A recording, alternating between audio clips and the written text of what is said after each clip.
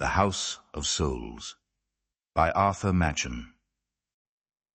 All day long a fierce and heavy heat had brooded over the city, and as Darnell neared home, he saw the mist lying on all the damp lowlands, wreathed in coils about Bedford Park to the south, and mounting to the west, so that the tower of Acton Church loomed out of a grey lake.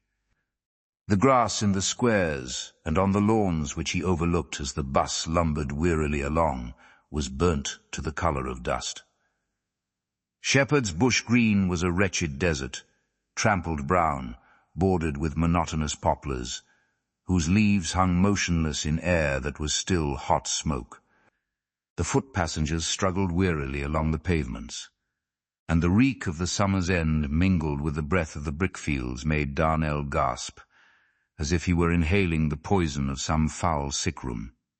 He made but a slight inroad into the cold mutton that adorned the tea-table, and confessed that he felt rather done up by the weather and the day's work. "I have had a trying day too," said Mary. "Alice has been very queer and troublesome all day, and I have had to speak to her quite seriously.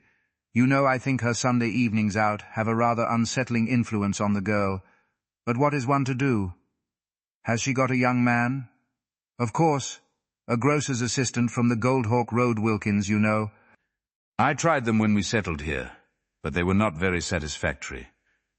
What do they do with themselves all the evening? They have from 5 to 10, haven't they? Yes, 5 or sometimes 1/2 when the water won't boil. Well, I believe they go for walks usually. Once or twice he has taken her to the city temple, and the Sunday before last they walked up and down Oxford Street and then sat in the park. But it seems that last Sunday they went to tea with his mother at Putney. I should like to tell the old woman what I really think of her." "Why? What happened? Was she nasty to the girl?" "No, that's just it. Before this she has been very unpleasant on several occasions. When the young man first took Alice to see her, that was in March, the girl came away crying. She told me so herself. Indeed, she said she never wanted to see old Mrs. Murray again, and I told Alice that if she had not exaggerated things, I could hardly blame her for feeling like that." "Why? What did she cry for?" "Well, it seems that the old lady she lives in quite a small cottage in some Putney back street was so stately that she would hardly speak. She'd borrowed a little girl from some neighbour's family, and had managed to dress her up to imitate a servant, and Alice said nothing could be sillier than to see that mite opening the door, with her black dress and her white cap and apron, and she hardly able to turn the handle, as Alice said. George, that's the young man's name, had told Alice that it was a little bit of a house, but he said the kitchen was comfortable, though very plain and old-fashioned. But, instead of going straight to the back, and sitting by a big fire on the old settle that they had brought up from the country, that child asked for their names, did you ever hear such nonsense, and showed them into a little poky parlour, where old Mrs. Murray was sitting like a duchess, by a fireplace full of coloured paper, and the room as cold as ice. And she was so grand that she would hardly speak to Alice. That must have been very unpleasant. Oh, the poor girl had a dreadful time. She began with, "Very pleased to make your acquaintance, Miss Dill. I know so very few persons in service." Alice imitates her mincing way of talking, but I can't do it. And then she went on to talk about her family, how they had farmed their own land for 500 years, such stuff. George had told Alice all about it. They had had an old cottage with a good strip of garden, and 2 fields somewhere in Essex. And that old woman talked almost as if they had been country gentry, and boasted about the rector, Dr. Somebody, coming to see them so often, and of Squire Somebody else always looking them up, as if they didn't visit them out of kindness. Alice told me it was as much as she could do to keep from laughing in Mrs. Murray's face, her young man having told her all about the place, and how small it was, and how the squire had been so kind about buying it when old Murray died and George was a little boy, and his mother not able to keep things going. However, that silly old woman laid it on thick, as you say, and the young man got more and more uncomfortable, especially when she went on to speak about marrying in one's own class, and how unhappy she had known young men to be who had married beneath them, giving some very pointed looks at Alice as she talked. And then such an amusing thing happened. Alice had noticed George looking about him in a puzzled sort of way, as if he couldn't make out something or other, and at last he burst out and asked his mother if she had been buying up the neighbours' ornaments, as he remembered the 2 green cut-glass vases on the mantelpiece at Mrs. Ellis's, and the wax flowers at Miss Turvey's. He was going on, but his mother scowled at him and upset some books, which he had to pick up. But Alice quite understood she had been borrowing things from her neighbours, just as she had borrowed the little girl, so as to look grander. And then they had tea-water bewitched, Alice calls it, and very thin bread and butter, and rubbishy foreign pastry from the Swiss shop in the High Street, all sour froth and rancid fat, Alice declares. And then Mrs. Murray began boasting again about her family, and snubbing Alice and talking at her, till the girl came away quite furious, and very unhappy too. I don't wonder at it, do you? It doesn't sound very enjoyable, certainly, said Darnell, looking dreamily at his wife. He had not been attending very carefully to the subject matter of her story, but he loved to hear a voice that was incantation in his ears, tones that summoned before him the vision of a magic world. And has the young man's mother always been like this? He said after a long pause, desiring that the music should continue. Always, till quite lately. Till last Sunday, in fact. Of course Alice spoke to George Murray at once, and said, like a sensible girl, that she didn't think it ever answered for a married couple to live with the man's mother, especially, she went on. As I can see, your mother hasn't taken much of a fancy to me, he told her, in the usual style. It was only his mother's way, that she didn't really mean anything, and so on. But Alice kept away for a long time, and rather hinted, I think, that it might come to having to choose between her and his mother. And so affairs went on all through the spring and summer, and then, just before the August bank holiday, George spoke to Alice again about it, and told her how sorry the thought of any unpleasantness made him, and how he wanted his mother and her to get on with each other, and how she was only a bit old-fashioned and queer in her ways, and had spoken very nicely to him about her when there was nobody by. So the long and the short of it was that Alice said she might come with them on the Monday, when they had settled to go to Hampton Court. The girl was always talking about Hampton Court, and wanting to see it. You remember what a beautiful day it was, don't you? Let me see, said Darnell dreamily. Oh yes, of course, I sat out under the mulberry tree all day, and we had our meals there. It was quite a picnic. The caterpillars were a nuisance, but I enjoyed the day very much. His ears were charmed, ravished with the grave supernal melody, as of antique song, rather of the first-made world, in which all speech was discant, and all words were sacraments of might, speaking not to the mind, but to the soul. He lay back in his chair and said, Well, what happened to them? My dear, would you believe it? But that wretched old woman behaved worse than ever. They met as had been arranged at Kew Bridge, and got places with a good deal of difficulty in one of those char-à-banc things, and Alice thought she was going to enjoy herself tremendously.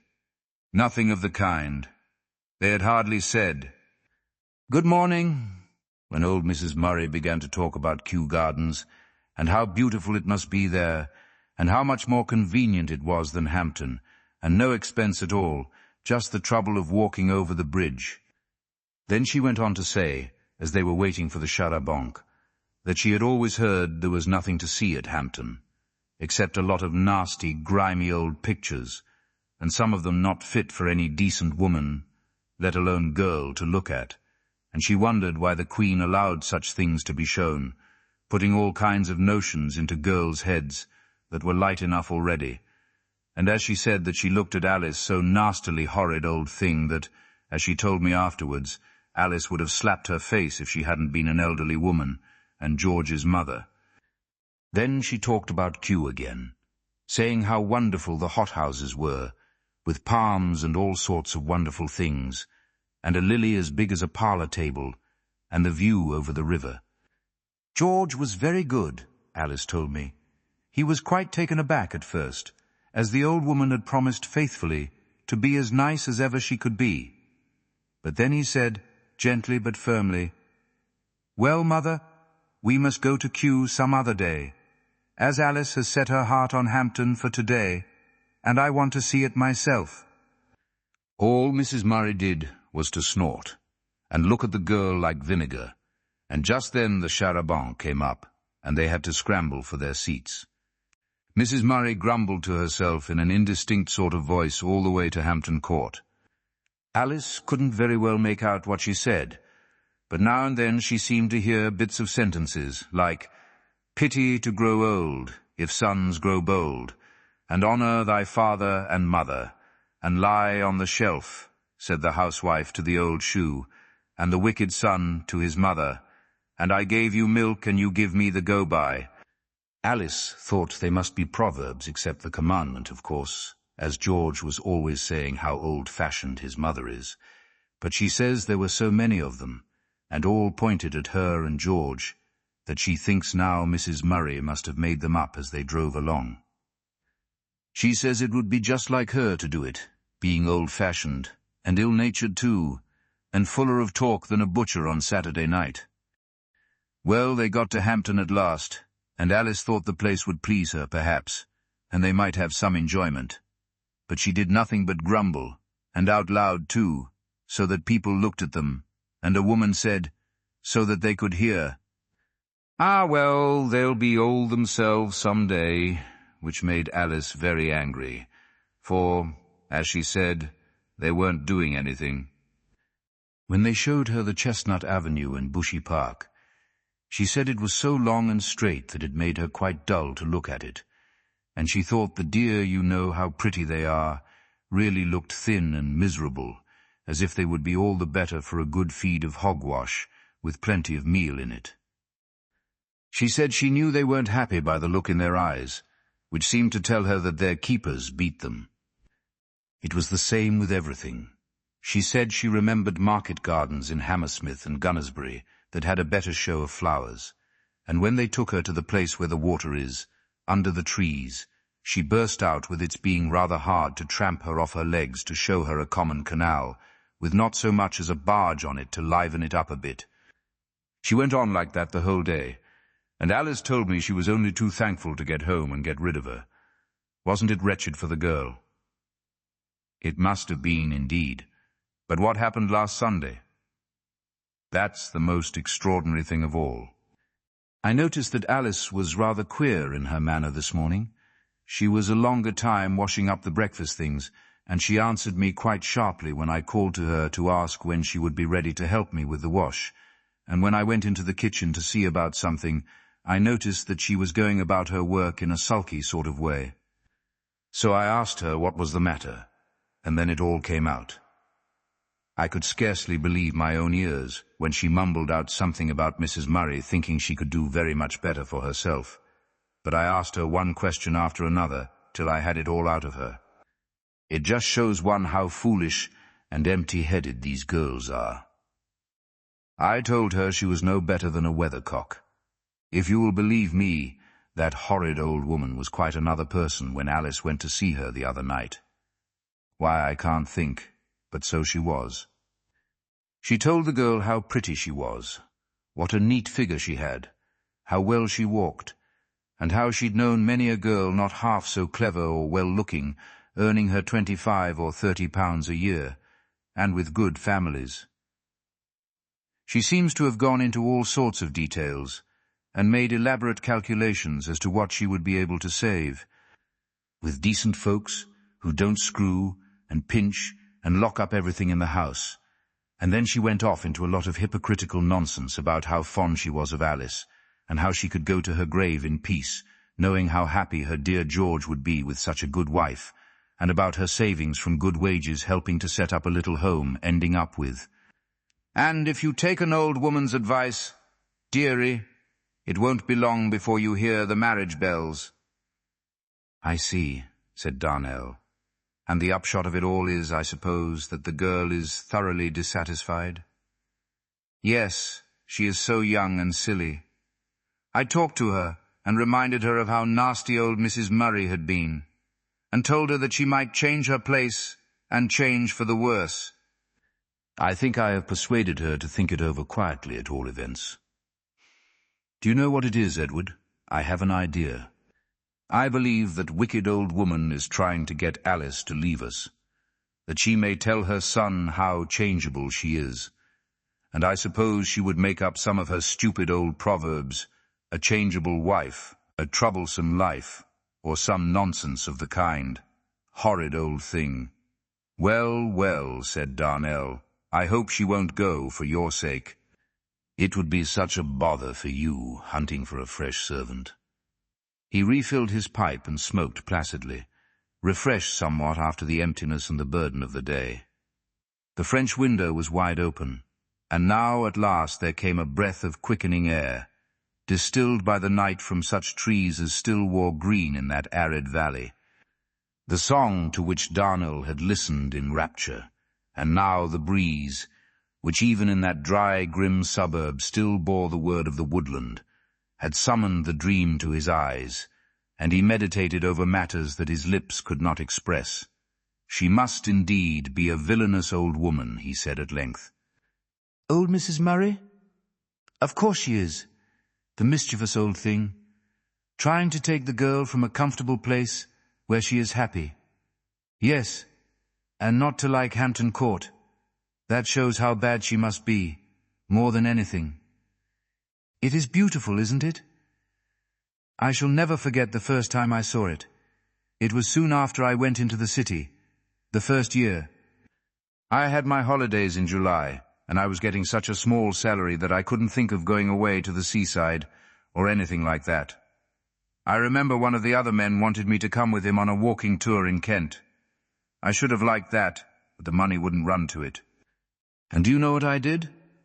I lived in Great College Street then, and the first day I was off, I stayed in bed till past dinner time and lounged about in an armchair with a pipe all the afternoon. I had got a new kind of tobacco 1 and 4 for the 2-ounce packet, much dearer than I could afford to smoke, and I was enjoying it immensely. It was awfully hot, and when I shut the window and drew down the red blind, it grew hotter. At 5 o'clock the room was like an oven, but I was so pleased at not having to go into the city that I didn't mind anything, and now and again I read bits from a queer old book that had belonged to my poor dad. I couldn't make out what a lot of it meant, but it fitted in somehow, and I read and smoked till tea time. Then I went out for a walk, thinking I should be better for a little fresh air before I went to bed, and I went wandering away, not much noticing where I was going, turning here and there as the fancy took me. I must have gone miles and miles, and a good many of them round and round, as they say they do in Australia if they lose their way in the bush, and I am sure I couldn't have gone exactly the same way all over again for any money. Anyhow, I was still in the streets when the twilight came on, and the lamplighters were trotting round from one lamp to another. It was a wonderful night. I wish you had been there, my dear. I was quite a little girl then. Yes, I suppose you were. Well, it was a wonderful night. I remember I was walking in a little street of little grey houses all alike, with stucco copings and stucco doorposts. There were brass plates on a lot of the doors, and one had "Maker of Shell Boxes" on it, and I was quite pleased, as I had often wondered where those boxes and things that you buy at the seaside came from. A few children were playing about in the road with some rubbish or other, and men were singing in a small public house at the corner, and I happened to look up, and I noticed what a wonderful colour the sky had turned. I have seen it since, but I don't think it has ever been quite what it was that night. A dark blue, glowing like a violet, just as they say the sky looks in foreign countries. I don't know why, but the sky or something made me feel quite queer. Everything seemed changed in a way I couldn't understand. I remember, I told an old gentleman I knew then, a friend of my poor father's, he's been dead for 5 years, if not more, about how I felt, and he looked at me and said something about fairyland. I don't know what he meant, and I dare say I didn't explain myself properly. But, do you know, for a moment or two, I felt as if that little back street was beautiful, and the noise of the children and the men in the public house seemed to fit in with the sky and become part of it. You know that old saying about treading on air? When one is glad. Well, I really felt like that as I walked, not exactly like air, you know, but as if the pavement was velvet or some very soft carpet. And then I suppose it was all my fancy the air seemed to smell sweet, like the incense in Catholic churches, and my breath came queer and catchy, as it does when one gets very excited about anything. I felt altogether stranger than I've ever felt before or since. Darnell stopped suddenly and looked up at his wife. She was watching him with parted lips, with eager, wondering eyes. "I hope I'm not tiring you, dear, with all this story about nothing. You have had a worrying day with that stupid girl. Hadn't you better go to bed?" "Oh, no, please, Edward. I'm not a bit tired now. I love to hear you talk like that. Please go on." Well, after I had walked a bit further, that queer sort of feeling seemed to fade away. I said a bit further, and I really thought I'd been walking about 5 minutes. But I had looked at my watch just before I got into that little street, and when I looked at it again, it was 11 o'clock. I must have done about 8 miles. I could scarcely believe my own eyes, and I thought my watch must have gone mad, but I found out afterwards it was perfectly right. I couldn't make it out, and I can't now. I assure you the time passed as if I walked up one side of Edna Road and down the other. But there I was, right in the open country, with a cool wind blowing on me from a wood, and the air full of soft rustling sounds, and notes of birds from the bushes, and the singing noise of a little brook that ran under the road. I was standing on the bridge when I took out my watch and struck a wax light to see the time, and it came upon me suddenly what a strange evening it had been. It was all so different, you see, to what I had been doing all my life, particularly for the year before, and it almost seemed as if I couldn't be the man who had been going into the city every day in the morning and coming back from it every evening after writing a lot of uninteresting letters. It was like being pitched all of a sudden from one world into another. Well, I found my way back somehow or other, and as I went along I made up my mind how I'd spend my holiday. I said to myself, I'll have a walking tour as well as Ferrers, only mine is to be a tour of London and its environs. And I had got it all settled when I let myself into the house about 4 o'clock in the morning, and the sun was shining, and the street almost as still as the wood at midnight. I think that was a capital idea of yours. Did you have your tour?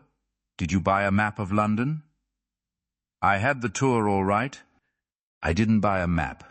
That would have spoilt it, somehow, to see everything plotted out and named and measured. What I wanted was to feel that I was going where nobody had been before. That's nonsense, isn't it? As if there could be any such places in London, or England either, for the matter of that. I know what you mean. You wanted to feel as if you were going on a sort of voyage of discovery. Isn't that it? Exactly. That's what I was trying to tell you. Besides, I didn't want to buy a map. I made a map. How do you mean? Did you make a map out of your head? I'll tell you about it afterwards. But do you really want to hear about my grand tour? Of course I do. It must have been delightful. I call it a most original idea. Well, I was quite full of it, and what you said just now about a voyage of discovery reminds me of how I felt then. When I was a boy, I was awfully fond of reading of great travellers, I suppose all boys are, and of sailors who were driven out of their course and found themselves in latitudes where no ship had ever sailed before, and of people who discovered wonderful cities in strange countries. And all the second day of my holidays I was feeling just as I used to when I read these books. I didn't get up till pretty late. I was tired to death after all those miles I had walked. But when I had finished my breakfast and filled my pipe, I had a grand time of it. It was such nonsense, you know. As if there could be anything strange or wonderful in London. Why shouldn't there be?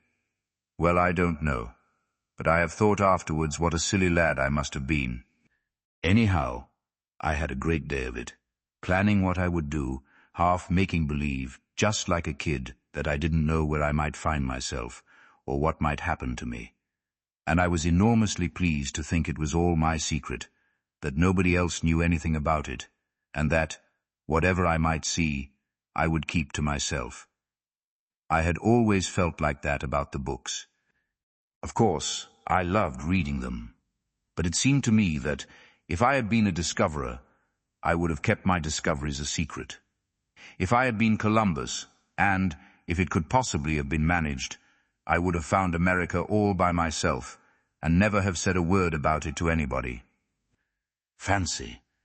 How beautiful it would be to be walking about in one's own town, and talking to people, and all the while to have the thought that one knew of a great world beyond the seas, that nobody else dreamed of. I should have loved that. And that is exactly what I felt about the tour I was going to make.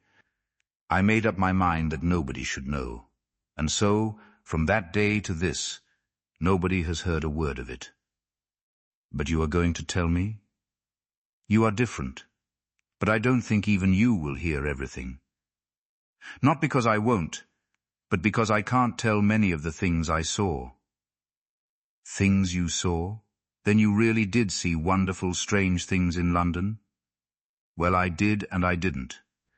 Everything, or pretty nearly everything, that I saw is standing still. And hundreds of thousands of people have looked at the same sights. There were many places that the fellows in the office knew quite well. I found out afterwards. And then I read a book called London and Its Surroundings. But I don't know how it is neither the men at the office nor the writers of the book seem to have seen the things that I did. That's why I stopped reading the book. It seemed to take the life, the real heart, out of everything, making it as dry and stupid as the stuffed birds in a museum. I thought about what I was going to do all that day, and went to bed early, so as to be fresh. I knew wonderfully little about London, really, though, except for an odd week now and then, I had spent all my life in town. Of course I knew the main streets, the Strand, Regent Street, Oxford Street, and so on, and I knew the way to the school I used to go to when I was a boy, and the way into the city. But I had just kept to a few tracks, as they say the sheep do on the mountains, and that made it all the easier for me to imagine that I was going to discover a new world. Darnell paused in the stream of his talk. He looked keenly at his wife to see if he were wearying her, but her eyes gazed at him with unabated interest. One would have almost said that they were the eyes of one who longed and half expected to be initiated into the mysteries, who knew not what great wonder was to be revealed. She sat with her back to the open window, framed in the sweet dusk of the night, as if a painter had made a curtain of heavy velvet behind her, and the work that she had been doing had fallen to the floor. She supported her head with her 2 hands placed on each side of her brow, and her eyes were as the wells in the wood of which Darnell dreamed in the night-time and in the day. And all the strange tales I had ever heard were in my head that morning, he went on, as if continuing the thoughts that had filled his mind while his lips were silent. I had gone to bed early, as I told you, to get a thorough rest, and I had set my alarm clock to wake me at 3, so that I might set out at an hour that was quite strange for the beginning of a journey. There was a hush in the world when I awoke, before the clock had rung to arouse me. And then a bird began to sing and twitter in the elm tree that grew in the next garden, and I looked out of the window, and everything was still, and the morning air breathed in pure and sweet, as I had never known it before. My room was at the back of the house, and most of the gardens had trees in them, and beyond these trees I could see the backs of the houses of the next street rising like the wall of an old city. And as I looked, the sun rose, and the great light came in at my window, and the day began. And I found that when I was once out of the streets just about me that I knew, some of the queer feeling that had come to me 2 days before came back again. It was not nearly so strong. The streets no longer smelt of incense, but still there was enough of it to show me what a strange world I passed by. There were things that one may see again and again in many London streets: a vine or a fig tree on a wall, a lark singing in a cage, a curious shrub blossoming in a garden, an odd shape of a roof, or a balcony with an uncommon-looking trellis-work in iron.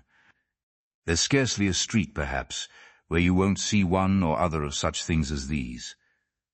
But that morning they rose to my eyes in a new light, as if I had on the magic spectacles in the fairy tale, and just like the man in the fairy tale, I went on and on in the new light. I remember going through wild land on a high place.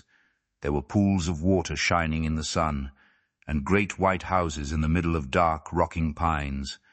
And then on the turn of the height I came to a little lane that went aside from the main road, a lane that led to a wood, and in the lane was a little old shadowed house, with a bell turret in the roof, and a porch of trellis work all dim and faded into the colour of the sea.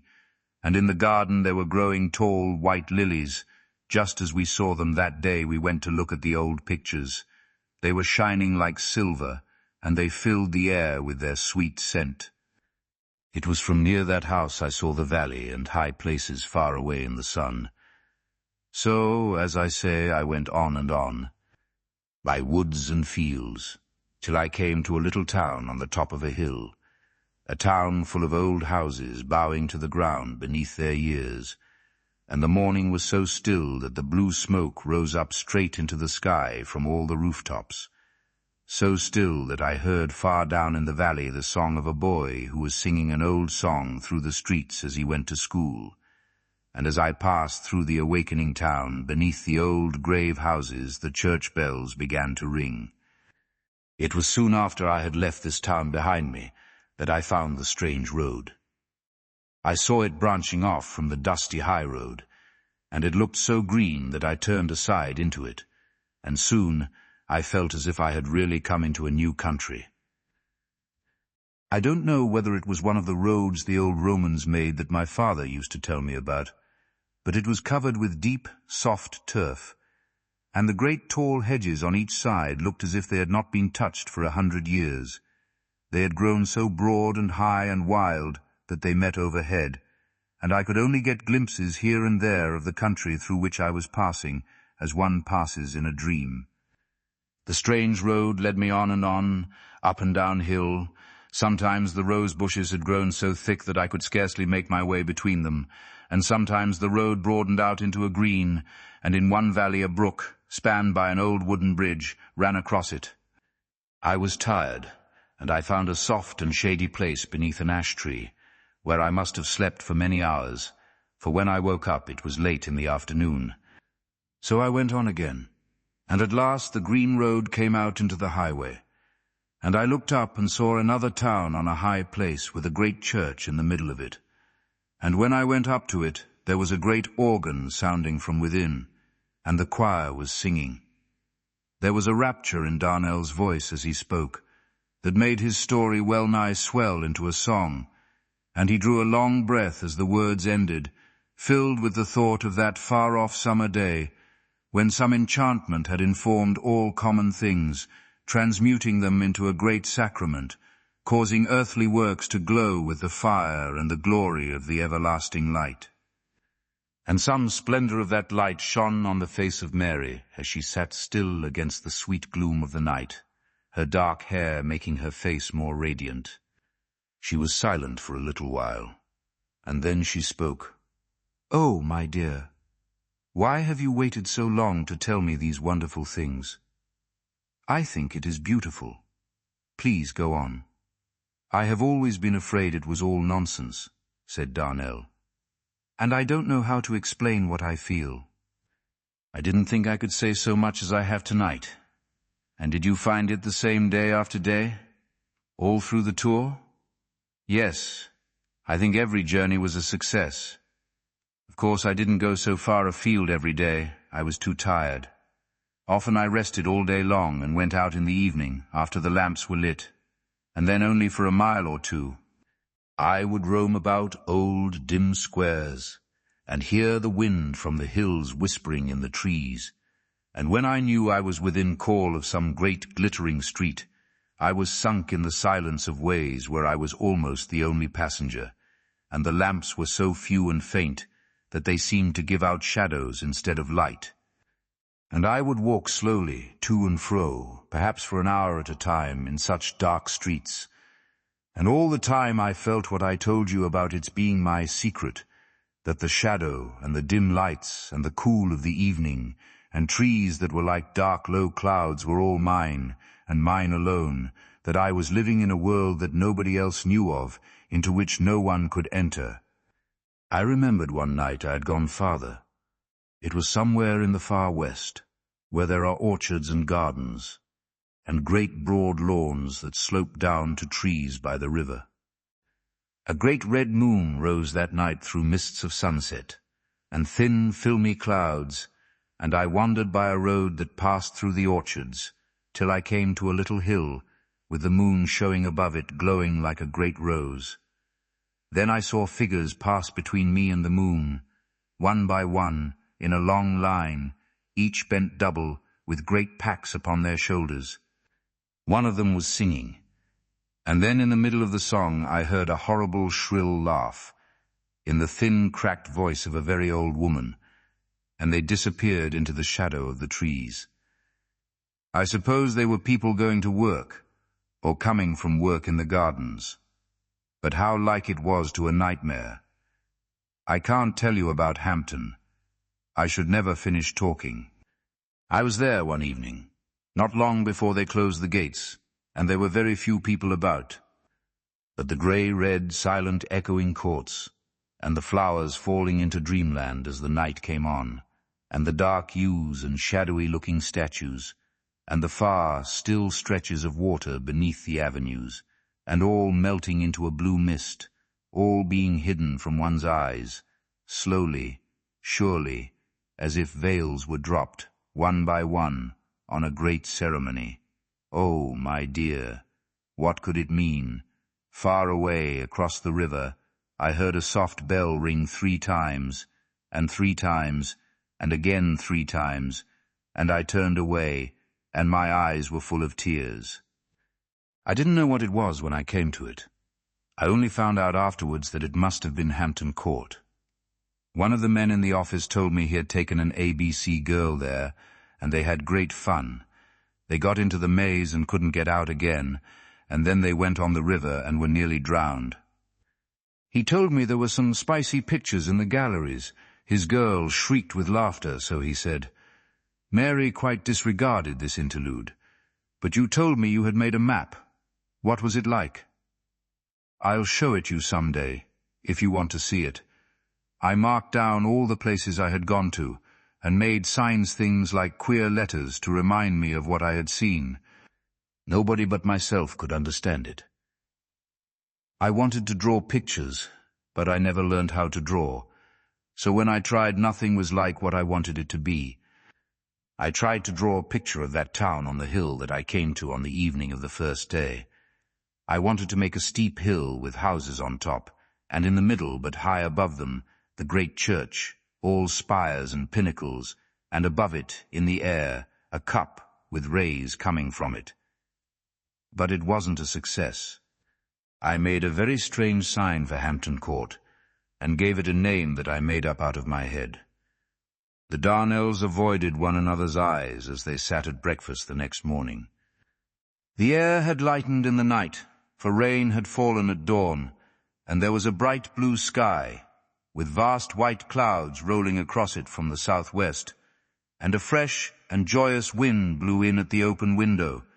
The mists had vanished. And with the mists there seemed to have vanished also the sense of strange things that had possessed Mary and her husband the night before. And as they looked out into the clear light, they could scarcely believe that the one had spoken, and the other had listened a few hours before to histories very far removed from the usual current of their thoughts and of their lives. They glanced shyly at one another, and spoke of common things, of the question whether Alice would be corrupted by the insidious Mrs. Murray, or whether Mrs. Darnell would be able to persuade the girl that the old woman must be actuated by the worst motives. "And I think, if I were you," said Darnell as he went out, "I should step over to the stores and complain of their meat. That last piece of beef was very far from being up to the mark full of sinew."